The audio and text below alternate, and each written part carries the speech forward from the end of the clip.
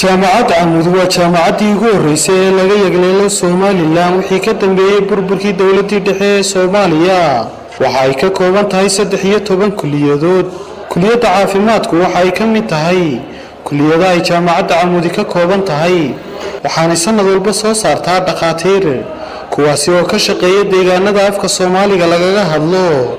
ardayda dhigata kuliyadda caafimaadku waxa ay tagaan deegaano hoos yimaada magaalada Boorama, kuwaasi oo ay ka mid yihiin deegaanka Dareemacaane iyo deegaanka Sheekh Cusmaan. deegaanka Dareemacaane oo 5 kiiloomitir waqooyi kaga toosan magaalada Boorama, marka ay tagaan ardaydu waxay adeegyo caafimaad oo bilaash siiyaan dadka ku dhaqan deegaankaasi, isla markaasina waxa ay iyaga laftigoodu ka soo kororsadaan iyo waayo-aragnimo. waa kuwan qaar ka mid ah dadka ku dhaqan deegaanka Dareemacaane oo ka warbixinaya adeegyada caafimaad ee ardayda kuliyadda caafimaadka jaamacadda Camud u fidiyaan iyo sida ay ugu riyaaqeen. waxa la wixii aan u dhibaataysanahay wayna siiyaan, way noo keenaan, hadii dib aan sheegano wayna qaadaan, baabuur bay noo keenaan markaas ay hadii aan dib sheegano qofka liita si wanaagsan bay noogu shaqeeyaan. kolka dhalinyartan maaha ilaa intii hore ilaa maanta kolba qaar bay saba socon garan, kolba inta daba socota, kolba wixii hooyo tabar ay noo qaban karaa way noo qabtaan bukaanka.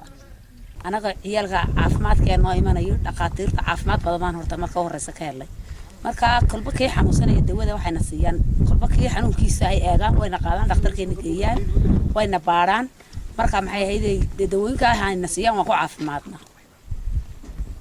marka maxay ahayd caafimaadkaana kolba waqtigu siduu yahay baan anagu la soconaa. khamiistayna noo yimaadeen maalinta xanuunka kolba ku weyn iyo ku yarba xanuunka iyaga kala eega.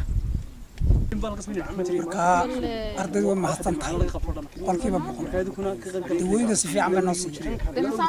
anagu kaanu sheeganay dawada fiican ee aad caafimaadka keenta iyayna siiyeen. anagu wixii noo yimaada markaanu sheegano dawooyinka si fiican bay noo siiyeen. boqolkiiba boqol baan uga mahadnaqnaa. khamiistan way noo yimaadeen markaas si wanaagsan bay ardaydu nooga shaqaysaa. marka waan ka mahadnaqnaa boqolkiiba boqol. sidoo kale qaar ka tirsan ardayda kuliyadda caafimaadka ee jaamacadda Camud ayaa faahfaahin ka bixinaya sababaha ay toddobaad walba maalin u tagaan deegaanka Dareemacaane. oo aanu joogno goobta Dareemacaane oo ka mid ah goobaha ardayda caafimaadku ay ku bartisgareeyaan waxbarashadooda mujtamacana ay u taraan. ayaa maanta waxaan halkan ka fulinaynaa barnaamij talaala oo runtii wax tarkiisana aad loo dareemay.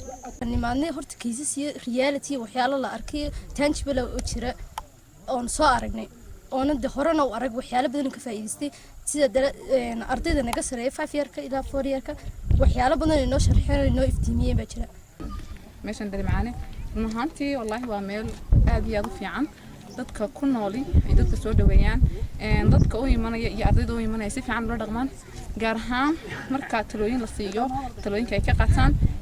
anaku we are first year markii noo gorsan imaadno experience man waxay markaan nimadnay runtii, laakiin waxaa jira leaders iyo dad naga sareeya 5 year noqoto 4 year noqoto dadka waxna fahansiiyay waxyaabo badan mugdi naga jira. si kastaba ahaatee ma jiraan hay'ado iyo xukuumad ka caawisa ardayda adeegyada ay bixinayaan. daawooyinka ay bixiyaan waa mid ka yimid dhaqaale yar oo ay dhexdooda iska soo ururiyaan.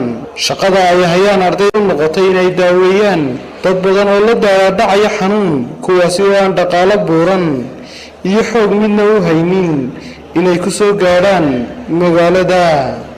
Khadar Maxamed Xasan Abaqayle, shabakadda wararka ee Boorama News, magaalada Boorama.